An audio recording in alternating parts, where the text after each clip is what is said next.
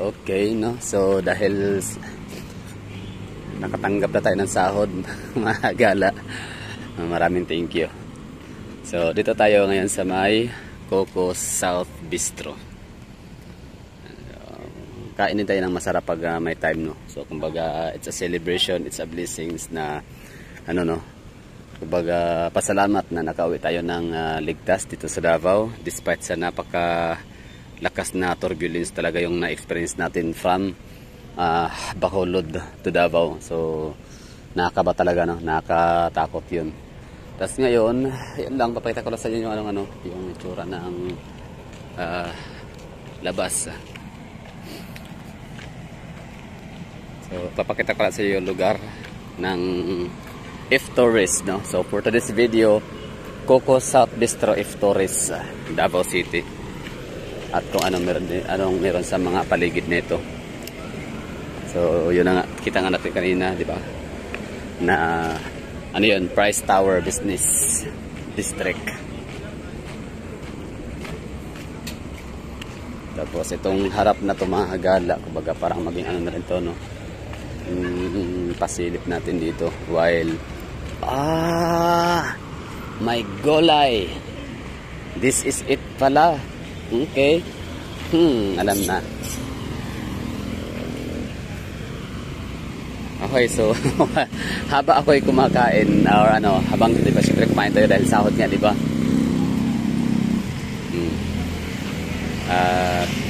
Yun lang.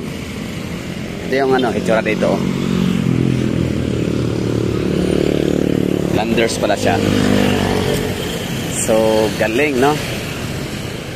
Nakatawa. Ito yung gusto ko sa Davao City, ha.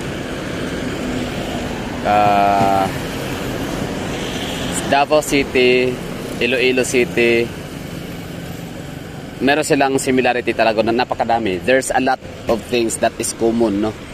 There's a lot of things in common sila. Yung mga lugar-lugar ay lang, kumbaga very accessible siya. Hindi mo na kailangan pang gumastos ng malaki sa taxi just to get there, no? Kailangan mo lang talaga sa kabisudawin yung mga jeep, mga routes, ikot-ikot ka lang sa city. So same with Davao, no? So although ang ibang usapan lang talaga pagdating sa airport, no? So sa Iloilo City malayuan yung kanyang airport. Outside from the city talaga siya. So samantala ang airport dito sa Davao is within the city lang din. So 30 pesos sa bus, tapos 13 pesos, 15 pesos sa jeep. So ngayon, ito na, Landers. So, ang Landers sa Bacolod, as you can see, 'di ba, nasa siya talaga. Hindi rin pala malapit lang si Landers Bacolod sa highway. Actually, kung sa mapping, malapit lang, no? Geographically,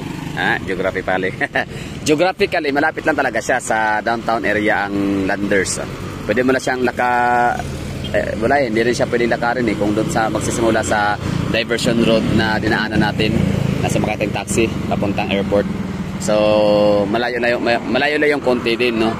Tapos yung yun na naman sa may Ceres bus station doon sa ating pinanggalingan, wala din masyadong daanan. Hindi talaga siya ruta. Whereas dito sa Davao, pag sinabing Ayala, pag sinabing SM, pag sinabing Landers, pag sinabing SNR, pag sinabing airport, at kung ano pa mga pangmayaman ba, pang social, no? Pangmayaman. Actually, pangmayaman naman talaga ang SNR tsaka SNR, di ba? Yung mga lugar na yan ay siya, kumbaga, hindi siya pinupuntahan talaga madalas ng medyo masasabi nating nasa poverty line, no? Kasi syempre, ba't sila maglalanders, ba't sila mag-SNR kung pwede naman silang supermarket na lang sa mga Gaisano or kung saan pa man ang mga medyo mas tipid, no? Mas pangmasa na presyo. So dito sa Davao, for example, meron kami ditong NCCC, Victoria Plaza, tapos meron din kami ditong Great Wall Inn, yan ang NCCC Yango rin. At saka Gaisano Mall, no? Tsaka Gaisano Grande, Illustre. So bakit pa natin pumunta ng Landers and SNR para mamili ng mga basic necessity natin, di ba? Na mas mahal. Tsaka imported. Kumbaga para hindi talaga siya rin akma sa sa ating lifestyle. So for example ako, di naman ako mayaman, so napapabaylan pa rin ako sa poverty line. I don't know, pwede rin ma-below poverty, pwede rin, no? Ngayon, ba't ako pumunta sa Landers tsaka sa ng Bacolod tsaka SNR dito sa Davao? Kasi dahil sa curiosity, mga hagala. Alam niyo naman ako, di ba? Ng content ko talaga is more on curiosity. Ba't ako nakagawa ng content, nakagawa ko ng mga vlog, no? Dahil nga sa ako'y ano kaya nga meron dyan, bakit nila yata mga napupuntahan dyan yung mga may kaya, may mga kotse, may mga sasakyan, diba? Ano kaya meron doon sa Jack's Ridge, sa Davao, nila yata napakalayon lugar, wala namang ruta, gano'n nga ba kamahal at gano'n nga ba kasarap. So yung mga gano'ng mga katanungan ko, hindi ko hinahadlang yung pagiging mahirap ko para lang na hindi ma-experience to, hindi ko siya mapuntahan. So hindi naman ako siguro social climber sa punto na yan, no? Kumbaga sa akin na talaga is curiosity, tapos magbigay ng information din kahit paano na kahit hindi ka naman talaga hindi mo naman talaga kailangan, pero i-experience mo lang siya, no? Kasi yun, it turned out na, and I found out na maganda rin pala ang SNR din talaga. Lalo't bibili ka ng mga cakes, di ba? Kung bibili ka ng mga cakes sa 300 pesos sa mga panadero, sa mga roast bake shop, subukan mo na rin mag-SNR kasi may mababili ka rin mga cakes din doon na ganun ang presyo. Sometimes tapos buy one take one pa. Tapos mga magsha-shopping ka lang din naman ng mga gamit sa bahay, di ba? Sa kwarto. Mahal din naman. For example nga, meron ako nabili sa may ICCC, sa may Uyanggorin. Pero ang presyo na ganun din, almost 2,000 din yung mga higaan. Doon naman sa mag-SNR na lang kasi mas durable pa. Nadihamak, tsaka same price lang din, tsaka imported, parang ganun lang. So ngayon, ito nakakatawa mga hagala, Landers Superstore, no? So for today's video, yan ang ganda ang gusto ko sa Davao is napaka-accessible. Sa Iloilo, accessible din kung gusto niyo itanong dyan. So ako na yung gagawa ng tanong, accessible din ba ang Iloilo? Kasi isa talaga yan sa rason bakit magiging bakit tinawag, no, or mako-consider as livable city ang isang lugar kasi nga accessible siya sa lahat. Hindi mo ba kailangan kailangan pang magantay ng umaga para makaalis, no, kasi ang sasakyan 24 hours talaga, 24/7. So Davao, Iloilo, Cebu, Manila, yun yung mga livable city. CDO, yes, no, 24/7 is CDO. Si Iligan, hindi sila 24/7, natutulog talaga mga tao doon, no. So Cebu, Bohol, di ko pala sure sa Bohol kasi di ko pala nasubukan doon na gumala ng hanggang madaling araw. So Cebu, Bohol, Davao, Iloilo, Bacolod, Manila, Angeles, Baguio. Yan yung mga the city that never sleeps, parang kumbaga. CDO, Butuan. Di ba natutulog ang Butuan? Parang may mga sasakyan pa rin ng Butuan, 24 hours din sila. Yung mga jeep nila doon, tsaka yung mga habal. Saan pa ba? Cotabato City. Natutulog ba ang Cotabato City? Parang, no? Parang natutulog ang Cotabato City kasi nung time na yun pumunta ako doon, alas 12:30 na yun. May mga 24 hours yata yung mga Jollibee doon, pero may mga mahabal-habal. Yan, okay pa rin, pasok pa rin siya. The city that never sleeps. Ang Jensan, parang ganun din, never sleeps din ang Jensan. May mga sasakyan din. May mga taxi, nakatuwa lang. So ayun lang, si Bacolod, maganda si Bacolod, malapad. Pero yun nga lang talaga, ang airport ni Bacolod is nasa, tawag na ito, same with Iloilo and CDO na nasa malayo. So si Kuan, CDO, ang kanyang airport ay nasa Lagindingan. Si Butuan naman, nasa din siya, nasa city of Butuan lang din siya, barangay. Okay lang din, not bad. Okay, at least si Butuan, nasa talaga siya, barangay Bangkasi, Butuan City.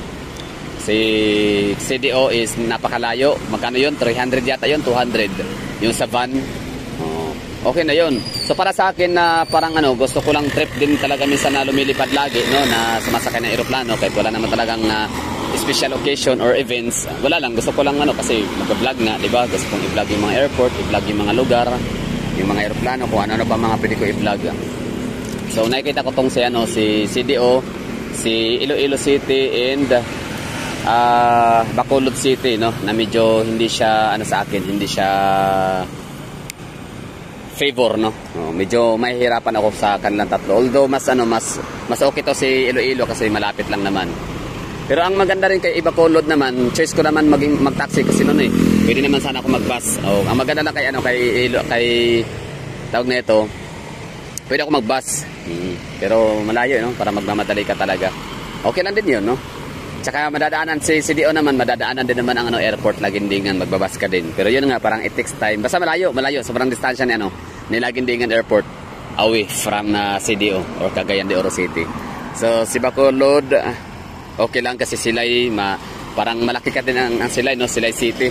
So parang gaya nun, dapat kasi flight ko nun, di ba, alas 6 ng hapon, alas 6:45. So syempre, alas 5, kailangan 1 hour advance, kailangan nakapag nasa boarding gate ka na nun. So alas 4 pa lang, kailangan naka-check-in.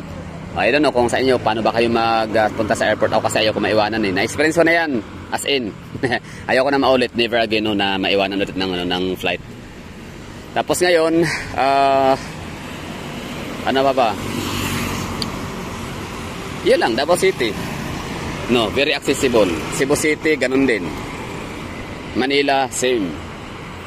Tapos Cagayan de Oro City, accessible din naman siya kasi 24/7 siyang bukas. Ang mga sasakyan, may mga namamasada talaga na, so di ka matatakot na uuwi ng madaling araw na.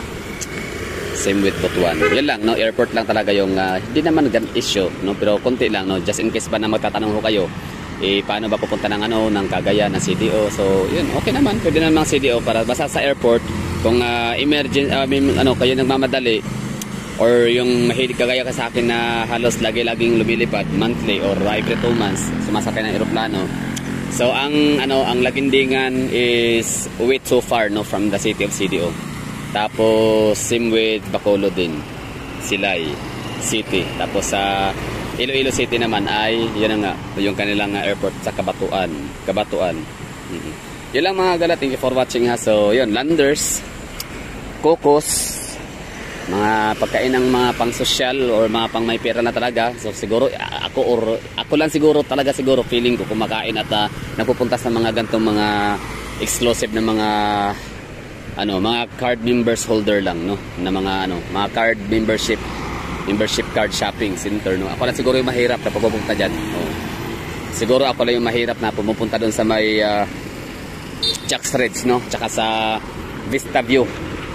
Kasi alam ko kung paano pumunta doon kahit walang sasakyan. Yan lang mga gala, thank you for watching. Wala lang, live update lang ito mga gala, live update sa may Davao City by Gala the Explorer. Kakain ako ng Cocos. Kumain pala. So yun, maraming salamat sa nanonood. Ingat.